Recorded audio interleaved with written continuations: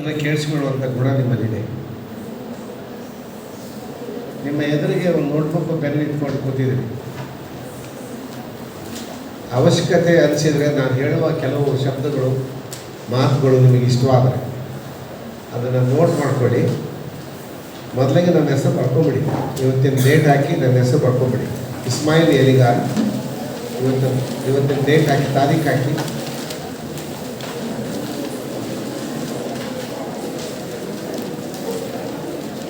ಅದು ಬೇಗ ಕ್ವಿಕ್ ಆಗಬೇಕಿದು. ಒಂದು ಸೆಕೆಂಡ್ ಮುಗಿಸ್ಬಿಡೋಕ್ಕದು. ಟೈಮು ತುಂಬ ನಿಮ್ಮ ಜೊತೆ ಮಾತಾಡೋದಿದೆ. ತುಂಬ ಜಾಣ್ರಂತೆ ನೀವು. ಅದಕ್ಕೆ ನಾನು ಒಂದಿಷ್ಟು ಏನಾದ್ರು ಕಲ್ತು ಹೋಗ್ಬೋದಾ ಅಂತ ಬಂದಿದ್ದೀನಿ ನಿಮ್ಮಿಂದ. ಇಸ್ಮಾಯಿಲ್ ಎಲಿಗಾರು, ನಾನು ಮಾತಾಡೋ ಸಬ್ಜೆಕ್ಟ್ ಏನು ಗೊತ್ತಾ? ಯಶಸ್ಸು ಎಂದರೇನು, ಸಕ್ಸಸ್ ಅಂದರೆ ಏನು. ಸಕ್ಸಸ್ ಆಗಬೇಕಾದ್ರೆ ನಾವು ಯಾವ ರೀತಿ ಪ್ರಯತ್ನ ಪಡಬೇಕು, ಇದು ಒಂದು. ಎರಡನೇದು, ಟೀಚರ್ಸ್ ಅಂದರೆ ಏನು, ಬೆಸ್ಟ್ ಟೀಚರ್ಸ್ಗೆ ಲಕ್ಷಣಗಳೇನು. ಈ ಶಿಕ್ಷಕರು ಮತ್ತು ವಿದ್ಯಾರ್ಥಿಗಳ ನಡುವೆ ಎಂಥ ಒಂದು ಬಾಂಧವ್ಯ, ಒಂದು ಸಂವಾದ,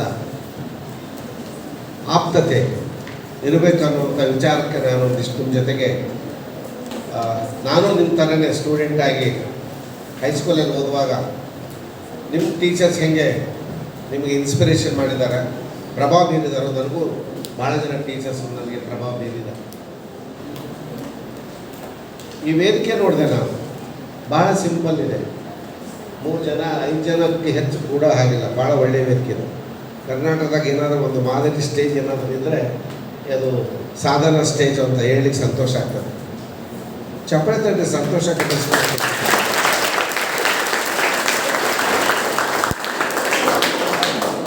ವೈಟ್ ಬೋರ್ಡ್ ಇದೆ, ನನಗಿಷ್ಟವಾದದ್ದು.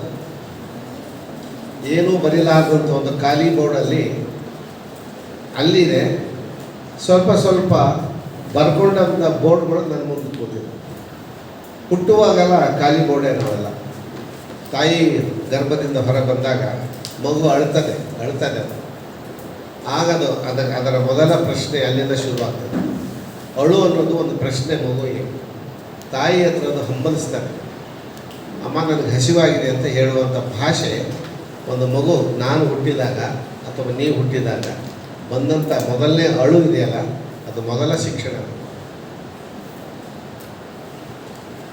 ಈ ಸ್ಕೂಲಿಗೆ ನಾನು ಯಾವತ್ತೂ ಬರಬೇಕಾಗಿತ್ತು, ಅದು ಸಂದರ್ಭಗಳು ಸಿಗಲಿಲ್ಲ. ಬಟ್ ಇವತ್ತು ನಾನು ಬಂದು ನಿಮ್ಮ ಎದುರು ನಿಂತಿದ್ದೀನಂದರೆ ಬಹುಶಃ ಈ ನನ್ನ ಮುಂದಿರುವಂಥ ಎಲ್ಲ ಧರ್ಮಗಳ, ಎಲ್ಲ ಭಾಷೆಗಳ, ಎಲ್ಲ ಸಂಸ್ಕೃತಿಗಳ ಒಂದು ಒಕ್ಕೂಟ ಏನಿದೆ ಭಾರತ ದೇಶ, ಭಾರತ ನನ್ನ ಕಣ್ಮುಂದಿದೆ. ಈ ಭಾರತದ ಮುಂದೆ ನಿಂತು ಮಾತಾಡುವಂಥ ನಾನು ಸಣ್ಣವನು, ಚಿಕ್ಕವನು, 65 ವರ್ಷ ವಯಸ್ಸಿನ ಒಬ್ಬ ಹುಡುಗ, ಇವು ದೊಡ್ಡವ್ರ ಮುಂದೆ ನಾನು ಮಾತಾಡ್ತಾ ಇದ್ದೀನಿ ಅನ್ನುವಂಥ ಹೆಮ್ಮೆಯಿಂದ ನಾನು ಮಾತಾಡಲಿಕ್ಕೆ ಆರಂಭ ಮಾಡ್ತೇನೆ. ಆಗ್ಬೋದ ಮಕ್ಕಳೇ? ನಮ್ಮ ನಡುವೆ, ನಿಮ್ಮ ಮತ್ತು ನನ್ನ ನಡುವೆ ಒಂದು ಒಪ್ಪಂದ ಆಗಬೇಕು. ಏನು ಅಂತ ಹೇಳಿದ್ರೆ, ನೀವೆಷ್ಟು ಚೆನ್ನಾಗಿ ಆಲಿಸ್ತೀರಿ, ಲಿಸ್ನಿಂಗ್ ಪವರ್ ಇದೆ, ಅಷ್ಟು ಚೆನ್ನಾಗಿ ಮಾತಾಡಲಿಕ್ಕೆ ನನಗೊಂದು ಚೈತನ್ಯ ಶಕ್ತಿ ಬರ್ತದೆ. ನೀವು ಗುಣಸಿದರೆ ನನಗೆ ಆ ಶಕ್ತಿ ಕಳ್ಕೊಂಡ್ಬಿಡ್ತದೆ. ಹಾಗಾಗಿ ಲಿಸ್ನಿಂಗ್ ಪವರ್ ಯಾರಿಗೆ ಚೆನ್ನಾಗಿರ್ತದೆ ಅವ್ರು ಒಳ್ಳೆಯ ಸ್ಪೀಕರ್ ಆಗ್ತಾರಂತೆ. ಯಾರು ಚೆನ್ನಾಗಿ ಆಲಿಸ್ತಾರೆ ಅವ್ರು ಒಳ್ಳೆಯ ಮಾತುಗಾರ ಆಗ್ತಾರೆ ಅಂತ ನಂಬಿಕೆ ನನಗೆ. ಹಾಗಾಗಿ ನಾವೆಲ್ಲ ಯಾರಾದರೂ ಒಬ್ಬರು ಮಾತಾಡ್ತಿದ್ರೆ ಆರಂಭದಲ್ಲಿ ಕೇಳಿಸ್ಕೊಳ್ಳಿಕ್ಕೆ ಪ್ರಯತ್ನ ಪಡಬೇಕು. ಆ ಕೇಳಿಸ್ಕೊಳ್ಳೋದು ಕೂಡ ಕಲಿಕೆಗೆ ಒಂದು ಬಹಳ ಮುಖ್ಯವಾದಂಥ ಒಂದು ಅಂಶ. ಅದಕ್ಕೆ ಲಿಸ್ನಿಂಗು, ರೈಟಿಂಗು, ಸ್ಪೀಕಿಂಗು ನೋಡಿ, ನಾವು ಈ ಥರದ ಒಂದು ಎಜುಕೇಷನ್ನ ನಿಮ್ಮ ಶಾಲೆಗಳಲ್ಲಿ ಕೊಡ್ತಾರೆ. ನೀವು ಏನು ಕಲಿತಾ ಇದ್ದೀರಿ, ನಿಮ್ಮ ಶಿಕ್ಷಕರು ಏನು ಸಿಲೆಬಸ್ ಕಲಿಸ್ತಾ ಇದ್ದಾರೆ, ಆ ಟೆಕ್ಸ್ಟ್ ಬುಕ್ ಏನು ಅಂತ ನಾನು ಹೇಳಲಿಕ್ಕೆ ಕೊಟ್ಟಲ್ಲ. ಆದರೆ ಆ ಟೆಕ್ಸ್ಟ್ ಬುಕ್ಕನ್ನು ತುಂಬ ಪ್ರೀತಿಸಬೇಕಾದ್ರೆ ನಾವು ಏನು ಮಾಡಬೇಕು ಅನ್ನೋದನ್ನು ಮಾತ್ರ ನಿಮಗೆ ಹೇಳ್ತೇನೆ. ನಿಮಗೆ ಪ್ರತಿನಿತ್ಯ ಟೆಕ್ಸ್ಟ್ ಬುಕ್ಕನ್ನು ಕೈ ಹಿಡ್ಕೋಬೇಕು ಅಂತ ಕೆಲವು ಮಾತುಗಳನ್ನು ನಾನು ತುಂಬ ಇಷ್ಟಪಟ್ಟು ನಿಮ್ಮ ಜೊತೆಗೆ ಹಂಚ್ಕೊಳ್ತೇನೆ.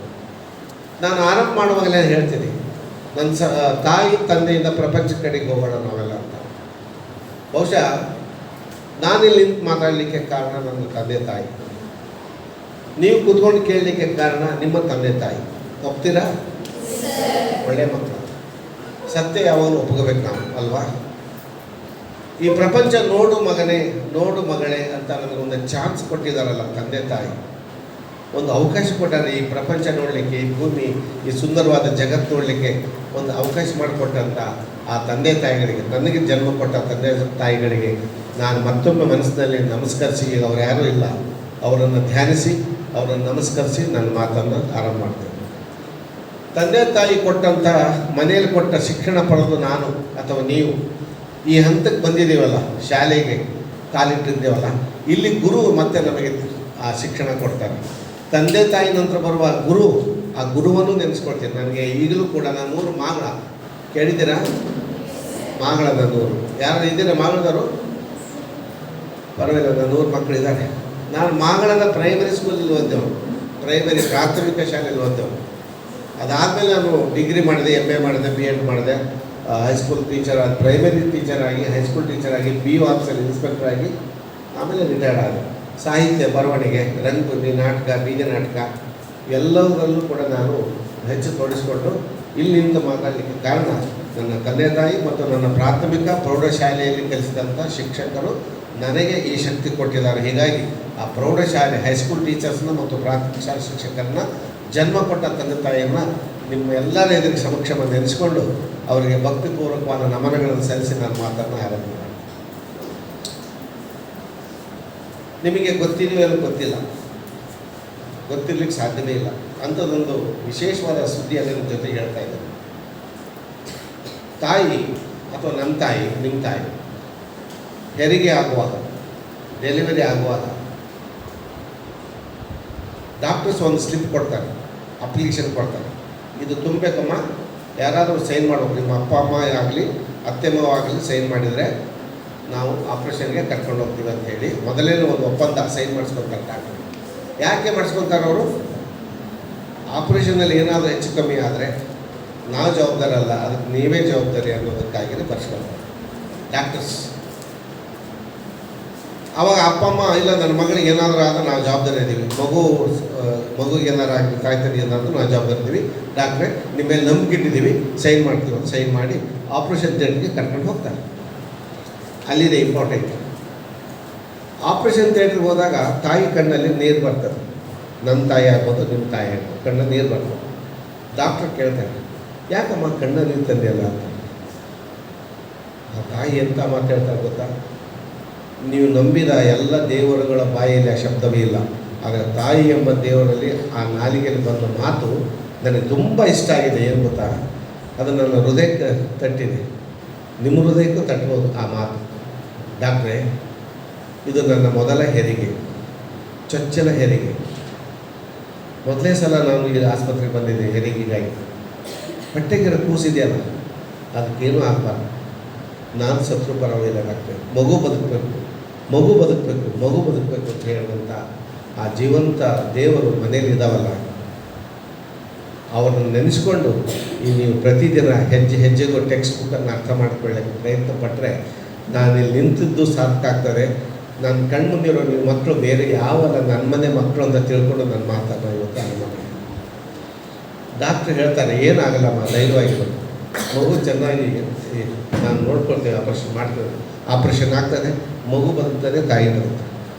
ಎಷ್ಟೋ ಕೇಸುಗಳಲ್ಲಿ ಮಕ್ಕಳೇ ತಾಯಿ ಹೋಗ್ಬಿಡ್ತಾಳೆ, ಸುತ್ತೋಗ್ಬಿಡ್ತಾಳೆ, ಮಗು ಬದುಕ್ತದೆ.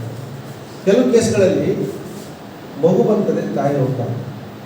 ಆದರೆ ತಾಯಿ ಮತ್ತು ಮಗು ಬದುಕಿಸಿದಂಥ ವೈದ್ಯರು ಕೂಡ ದೇವರನ್ನು ನಾವು ನಂಬ್ತೀವಲ್ಲ ಗೊತ್ತಿಲ್ಲ, ಆದರೆ ದೇವರಿಗೆ ಹತ್ತಿರ ಇರುವ ಒಂದು ವಿಶ್ವಾಸವನ್ನು ಕೊಡುವಂಥ ಶಕ್ತಿ ಏನಾದಿದ್ರೆ ವೈದ್ಯರಿಗೆ, ಡಾಕ್ಟ್ರಿಗೆ ಮಾತ್ರ.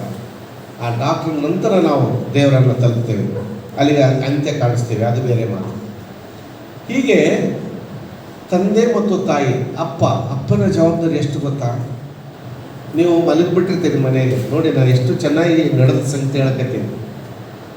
ಇವೆಲ್ಲವೂ ಅರ್ಥ ಆದರೆ ನಿಮಗೆ ಟೆಕ್ಸ್ಟ್ ಬುಕ್ ತುಂಬ ಈಸಿಯಾಗಿ ಅರ್ಥ ಆಗ್ತದೆ. ನೀವು ಮಲ್ಕೊಂಡ್ಬಿಟ್ಟಿರ್ತೀರಿ ಚಿಕ್ಕವರಿದ್ದಾಗ, ನಿಮ್ಮವ್ವ ಕೇಳ್ತಾಳೆ, ಮಕ್ಕಳನ್ನ ನೋಡ್ರಿ ಅಂತ. ಬಂದು ನೋಡ್ತಾನಪ್ಪ, ನೀವು ಮಕ್ಕಳು ಅಂತ ಹೇಳ್ತಾರೆ.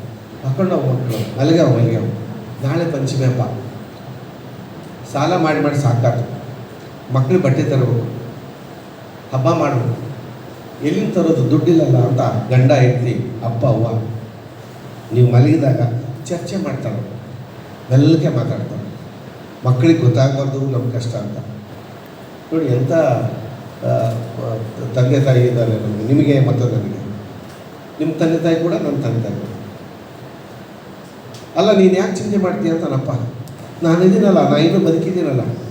ಎಲ್ಲರೂ ನನ್ನ ಫ್ರೆಂಡ್ ಒಬ್ಬನು ಸಾಲ ಕೊಡ್ತೇನೆ ಅಂತ ಹೇಳಿದಾನೆ, ಅವನ ಹತ್ರ ಸಾಲ ತೊಗೊಂಬಂದು ಹಬ್ಬ ಮಾಡೋದು.